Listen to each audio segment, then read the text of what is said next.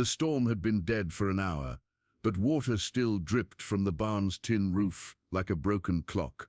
Each drop echoed in the silence that stretched between them, him standing in the doorway with a Winchester in his hands, her crouched in the corner like a wounded animal, clutching something against her chest.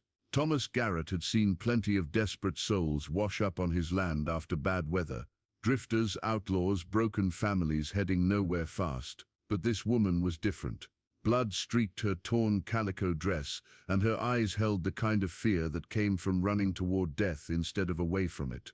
"Easy now," he said, lowering the rifle. "Storm's past. You're safe." She pressed whatever she held tighter against herself, and that's when he noticed the way she was sitting, not just hiding but protecting. Her shoulders curved inward like a shield, and beneath the muddy fabric, something small and still rested against her body. "Please," she whispered, her voice barely audible above the settling rain. "Don't come closer." But Thomas had already taken 3 steps into the barn. The lantern light caught her face full on now, and he saw she wasn't much older than 25. Pretty, despite the exhaustion carved into her features. Her dark hair hung in wet tangles, and there was something in her expression that reminded him of his sister Mary, the way she'd looked the day their father died, holding on to hope and despair in equal measure. "I'm not gonna hurt you, miss. Name's Thomas. This is my land." She flinched at his voice, and that's when he heard it, the softest sound, like a kitten's mew, muffled against fabric. Understanding hit him like a fist to the chest. She wasn't alone. "Is that, please," she said again, her voice breaking. "Don't look under it." The it she referred to was a small blanket, grey wool stained dark with something he couldn't identify in the lantern's glow. She held it like the last thing on earth that mattered, but there was something wrong in the way her hands trembled. Not from cold, from fear. Thomas set his rifle against the wall and raised his hands. "I won't look if you don't want me to. But that storm brought more than rain. There's men riding these parts tonight, and they don't strike me as the forgiving type." Her eyes widened, and for a moment he thought she might bolt. Instead, she pulled the bundle closer and whispered something he couldn't hear. A prayer maybe, or goodbye. The coffee was still hot when Thomas returned to the barn with a cup and a clean shirt. The woman hadn't moved from her corner, but her breathing had steadied. The bundle in her arms remained perfectly still.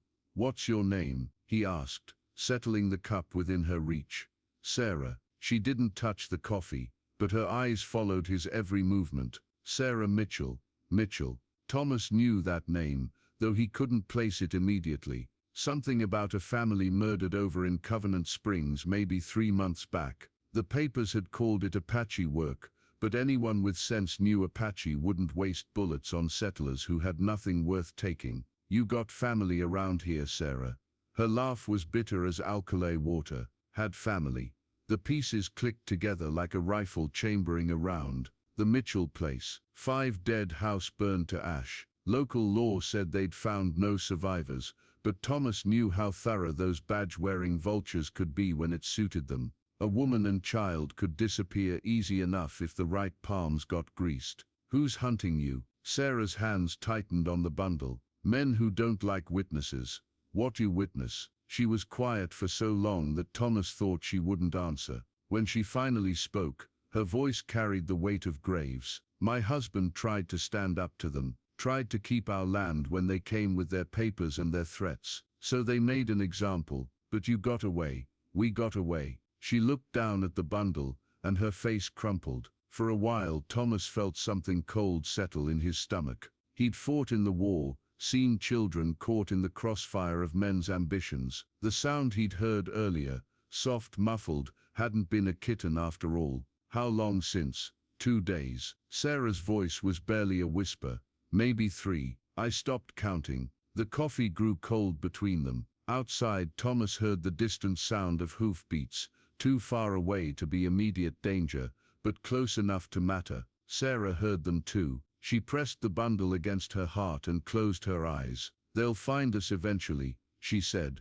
"They always do." Thomas stood, dust motes dancing in the lantern light around him. He'd spent 5 years after the war telling himself that other people's troubles weren't his concern, That keeping his head down and his mouth shut was the only way to survive in a world that chewed up good intentions and spat out bones. But looking at Sarah Mitchell, holding her child like a prayer that had gone unanswered, he felt something stir in his chest that he'd thought the war had killed. Not on my land they won't. The riders came with the dawn, 6 of them spread across the ridge like black birds against the pink sky. Thomas watched them through his kitchen window, counting weapons and measuring distances. Sarah sat at his table, the bundle still cradled in her arms, her eyes hollow as empty wells. "That's them," she whispered.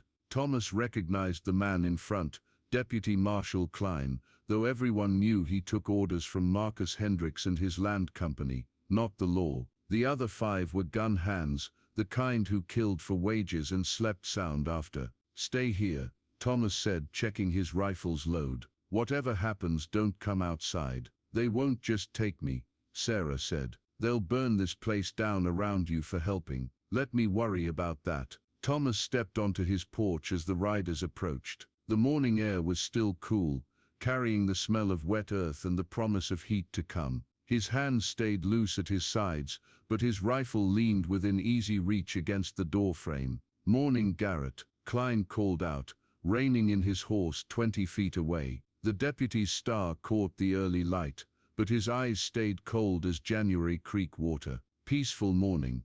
"Peaceful enough," Thomas replied. "You boys are up early, following a trail. Murderer came through here, killed a whole family over in Covenant Springs. Woman's armed and desperate." Klein's hand rested on his gun butt, casual as breathing. "You seen anyone matching that description?" "Can't say I have." "Funny thing about tracks," one of the gun hands said, a thin man with nervous eyes. "They lead right to your door." Thomas felt the familiar stillness that came before violence, the way the world seemed to hold its breath, waiting for the first shot to break the silence. Behind him, through the thin walls of his house, he could hear Sarah whispering something. Words he couldn't make out, but the tone was unmistakable. "A mother's lullaby." "Search warrant," Klein said, pulling a folded paper from his vest. "Official business." But Thomas was no longer listening. The whispered song behind him had stopped, and in the sudden silence, he heard Sarah's voice clear as church bells.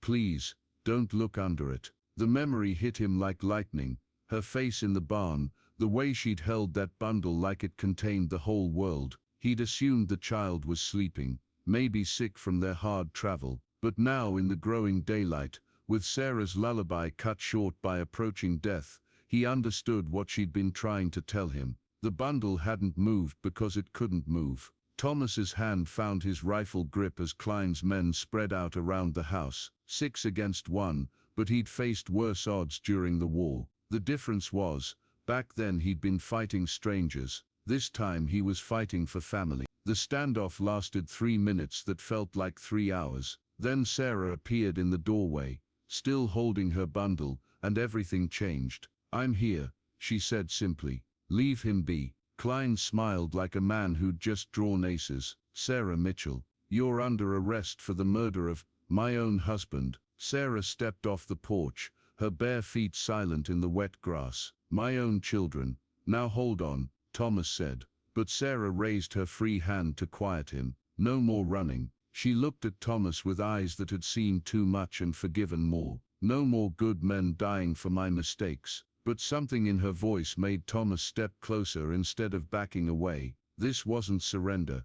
This was something else entirely. Sarah pulled back a corner of the gray blanket, just enough for him to see what lay beneath. The child couldn't have been more than 2 years old. A little girl with Sarah's dark hair and skin pale as morning frost. She looked peaceful, almost like she was sleeping, except for the small dark stain on her dress. Thomas's rifle slipped from his numb fingers and hit the porch with a hollow sound. "They shot her when we tried to run," Sarah whispered. "Accidentally," they said. "Like that made it better." She smoothed the child's hair with infinite gentleness. "I couldn't leave her behind, couldn't let them bury her in unmarked ground like she didn't matter." Klein's smile faded. Even his gun hands shifted uncomfortably in their saddles. Killing a woman was one thing. Most of them had done worse for less money. But staring at a mother holding her murdered child was something different entirely. Sarah, Thomas said softly,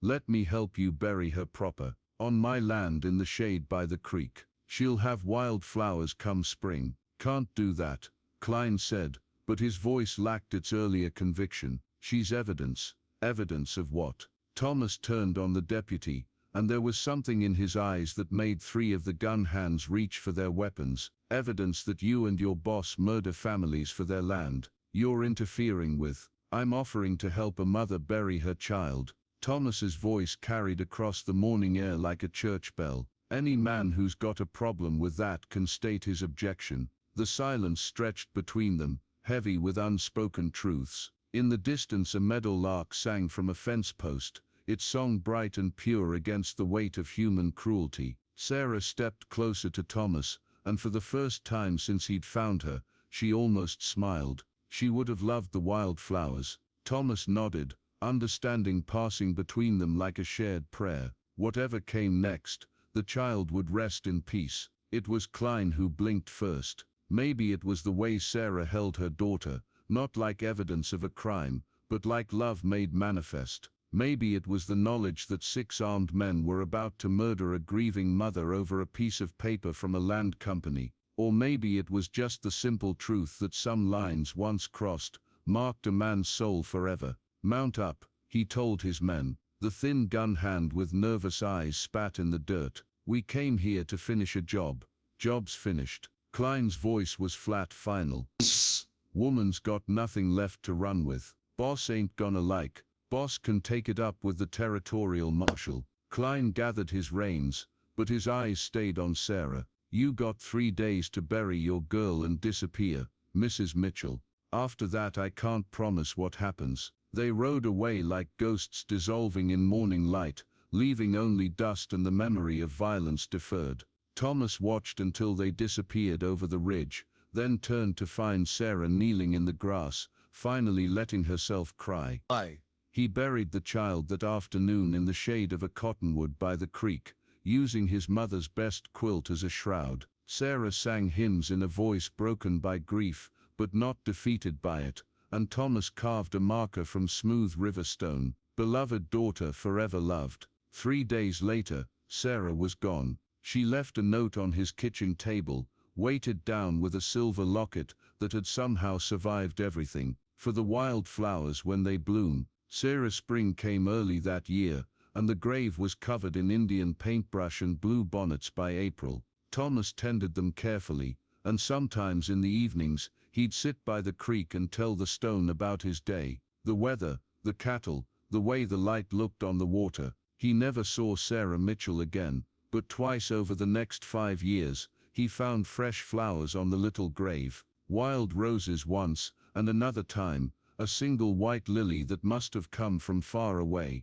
Marcus Hendricks Land Company folded that fall, something about irregularities in their territorial contracts. Deputy Marshal Klein took a job guarding silver shipments in Colorado, and disappeared in the mountains during his first winter. Thomas lived on his ranch for another 30 years, never married, never had children of his own, but every spring, he planted wild flowers by the creek, and every spring, they bloomed brighter than the year before. When he was dying, an old man in a bed too big for his shrinking frame, he told the doctor about the morning that changed everything. The woman in his barn, the bundle she carried, the way a man's conscience could surprise him when he thought it was long dead. You think she found peace? The doctor asked. Thomas smiled, remembering wild flowers, and the sound of hymns carried on spring wind. I think she gave it to me instead. He passed that night, and they buried him beside the creek, next to a child he'd never met,